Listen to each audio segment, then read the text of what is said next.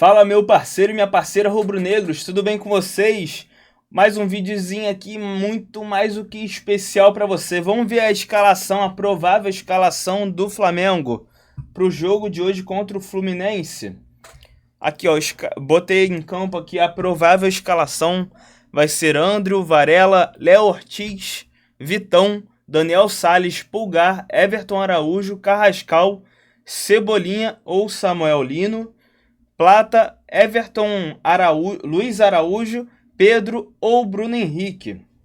Tem algumas dúvidas aqui entre Cebolinha e Samuel Lino, que ainda não estão confirmadas. O Pedro e o Bruno Henrique, o Plata e o Luiz Araújo. Também o Varela e o Royal. Particularmente, entre essas escolhas aqui, eu não colocaria o Varela ainda, porque o Varela estava jogando muito ano passado. Para mim, ele é titular absoluto ainda. E o Royal jogou muito bem o jogo contra o Vasco. Então, eu colocaria o Royal aqui pela lateral para ver se ele consegue fazer um outro grande jogo. Se precisar, bota o Varela no segundo tempo. Do lado esquerdo, eu botaria o Cebolinha para o Samuel Lino ficar bem preparado para uma temporada grande de muitos jogos, né? Ele correu muito ano passado, mas não desempenhou tão bem em questão de dribles e gols. Botaria o Cebolinha, que terminou em alta o jogo, o ano passado jogando muito bem, sendo decisivo em alguns jogos, para ele ganhar moral e até valor de mercado, caso ele realmente queira sair. Aqui no número 9, eu escolheria o Bruno Henrique para começar e o Pedro para jogar de segundo no segundo tempo. O porquê disso? Porque o Bruno Henrique ele acaba correndo mais do que o Pedro. Então ele consegue começar a fazer uma marcação pressão melhor do que o Pedro. E segundo tempo os zagueiros vão estar mais cansados e o Pedro vai acabar desempenhando melhor no segundo tempo. Então eu escolheria para iniciar o jogo o Bruno Henrique, até para preservar o Pedro para o jogo de São Paulo. Contra o São Paulo, primeira rodada do Brasileirão. Aí sim eu colocaria o Pedro de titular para jogar o jogo todo, ou se não for o jogo, 75 minutos.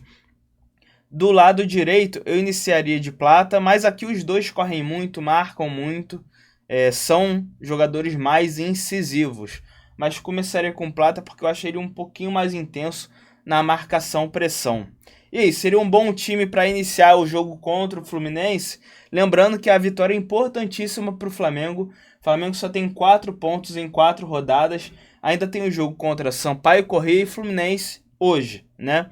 E é importantíssimo a gente não ir para o quadrangular final lá de rebaixamento, porque são 6 no primeiro, na tabela de um lado e de outro, e os 2 últimos vão para um quadrangular final. E aí a gente teria que jogar 2 jogos a mais do que se a gente fosse para a final do Carioca. Então não faz sentido, tem que botar a tropa titular realmente para jogar e ganhar. Mas dessa forma que a gente preserva os jogadores, dá uma rodagem, por exemplo, ao Léo Ortiz, que ele entrou no segundo tempo, o Léo Pereira descansa, o Vitão, que veio para ser reserva, entra de titular de novo para o Léo Pereira poder jogar o jogo inteiro contra o São Paulo. O Danilo ele ainda não está treinando com a rapaziada, então ele nem pode jogar. Tanto o Danilo, o Arrascaeta vai ser preservado, não vai nem entrar em campo, assim como o De La Cruz, justamente para preservar e poder jogar agora contra o São Paulo na primeira rodada do Brasileiro. E aí, o que vocês fariam? Essa é uma boa escalação? Acha que Pulgar e Everton Araújo ficam meio de campo muito marcador e pouco criador? Ou o Carrascal consegue rebalancear isso com a qualidade que ele tem?